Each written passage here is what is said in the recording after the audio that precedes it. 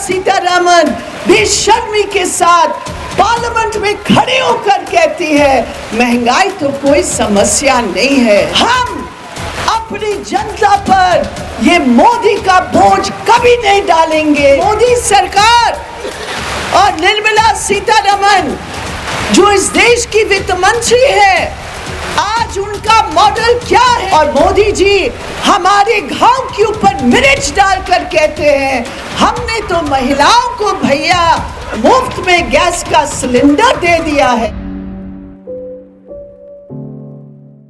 मोदी सरकार BJP RSS सरकार की गलत नीतियों के खिलाफ, उनकी गलत विचारधारा के खिलाफ और संविधान के ऊपर उनके हमले के खिलाफ और देश भर में हजारों लाखों की तादाद में मजदूर के लोग, मजदूर वर्ग के साथी, किसान, मेहनत करने वाले साथी, हमारी महिलाएं, नौजवान, छात्र एक साथ मिलकर आवाज उठा रहे हैं कि देश बचाने के लिए हमें मोदी सरकार को हटाने की बहुत सख्त जरूरत है, वरना देश बच नहीं सकता।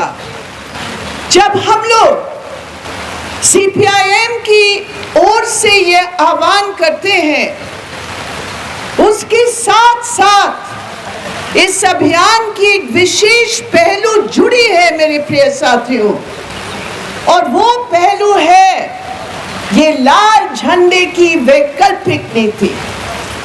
हम किसी को आलोचना करते हैं, लेकिन उस आलोचना के साथ हमारे इस देश की हित के लिए, स्वार्थ के लिए हमारी अपनी क्या समझ है, हमारी क्या नीतियां हैं, हम क्या लागू कराना चाहते हैं, ये भी इस अभियान की एक बहुत अहम भूमिका है।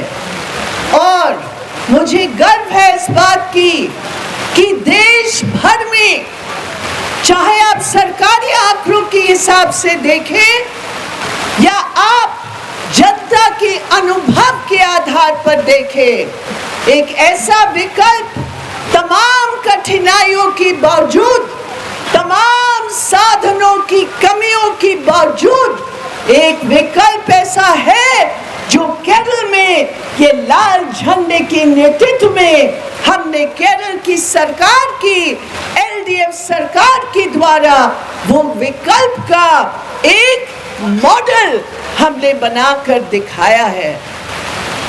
एक तरफ हमने सुना गुजरात मॉडल, दूसरी तरफ यहाँ दिल्ली में हम लोग सुन रहे हैं दिल्ली मॉडल, वहाँ मोदी मॉडल, यहाँ केजरीवाल मॉडल। मैं दोनों को एक नजर से कतई नहीं देखती हूँ, लेकिन मॉडल क्या होता है मेरे प्रिय साथियों?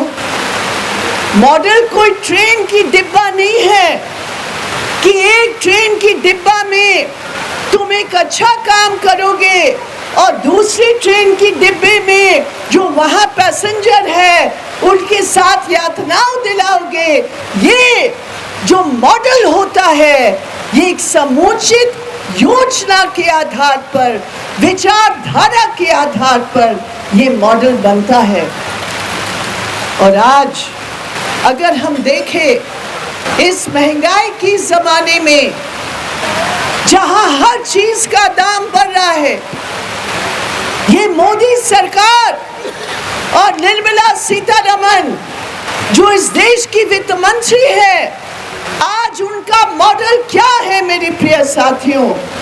हमारे जेब की काटने के आधार पर तमाम अप्रत्यक्ष कर लगाकर पेट्रोल और डीजल के दाम पर चार अलग अलग टैक्स को लगाकर, गैस सिलेंडर का टैक्स लगाकर, मेरे प्रिय साथियों पिछले एक साल में 4 लाख करोड़ रुपया की बारिश भी बहुत हो रही है। आप लोगों की परेशानी अगर है तो इधर आ सकते हैं। महंगाई पर रोक लगाओ, और उसके चलते 4 लाख करोड़ रुपया उन्होंने अपना जेब, अपना खजाना को भरा और उस पेट्रोल और डीजल के दाम की कर के आधार पर हमारे ऊपर पूरी महंगाई का बोझ लगाया है। और आज हम जानते हैं एक पुरुष प्रधान समाज में, मेरे प्रिय साथियों, उस महंगाई का बोझ का सबसे बड़ा हिस्सा एक औरत के कंधों के ऊपर है। एक औरत की कंधों के ऊपर इस रूप में है कि अगर कम आ रहा है घर में तो औरत अपने पेट को काटकर परिवार की बचाव के लिए आगे बढ़ती है। आज हकीकत ये है मेरे प्रिय साथियों, इस महंगाई के चलते हर परिवार में पौष्टिक आहार की इतनी कमी आ गई है। और सोचो इस मोदी सरकार की क्रूरता, दूध के ऊपर, आटा की पैकेट के ऊपर, चावल की पैकेट के ऊपर, बच्चों की तमाम स्कूल की चीजों की जरूरतें के ऊपर उन्होंने और 5% GST लगा रखा है। मोदी सरकार मुर्दाबाद, मुर्दाबाद, मुर्दाबाद। हमारे औरतें GST वापस लो, वापस लो, वापस लो। कल मैं गई थी वहां मांड्या में, कर्नाटक में, मनरेगा के वर्कर्स से मिलने के लिए। मैंने कहा कि आप लोग आए हैं, आप लोग कुछ खाए हैं कि नहीं। उन्होंने मुझे बताया एक महिला ने अपनी वो डिब्बा को खोल कर दिखाया, उसमें 2 जवारे की रोटी थी और उसमें मिर्च की चटनी थी। तो मैंने कहा मिर्च की चटनी से खाएंगे?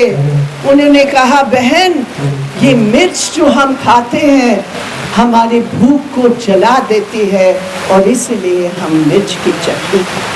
अरे रोजी रोटी दे न सके जो, वो सरकार निकम्मी है, वो सरकार निकम्मी है, वो सरकार बदलनी है। मोदी सरकार होश में आओ, होश में आओ, होश में आओ। ये हालात है हर घर में, ये हालात है कि महिलाओं के ऊपर इतना बोझ है, ये हालात है। और मोदी जी हमारे घाव के ऊपर मिर्च डालकर कहते हैं हमने तो महिलाओं को भैया मुफ्त में गैस का सिलेंडर दे दिया है।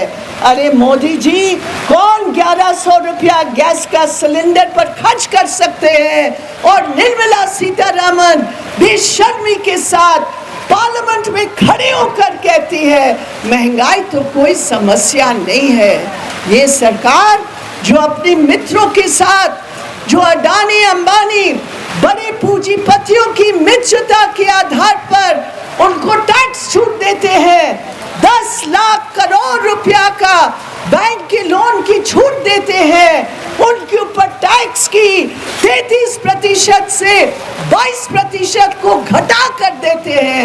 ऐसे सरकार जो बड़े पूंजीपतियों की मित्रता के आधार पर आपकी और हमारी एक गरीब औरत के बारे में क्या सोचे? ये हकीकत है।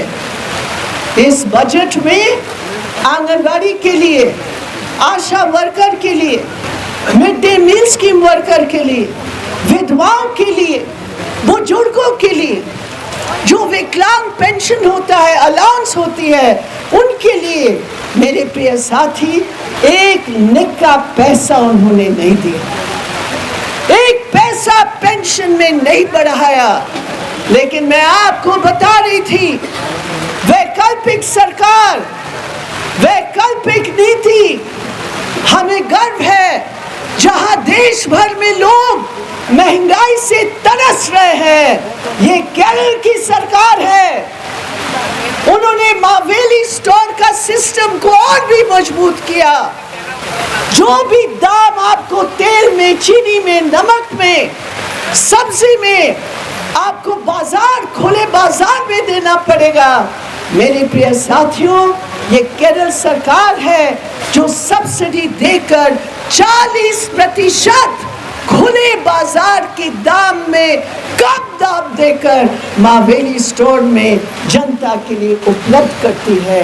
ये है केरल की विकल्प, ये केरल की विकल्प है।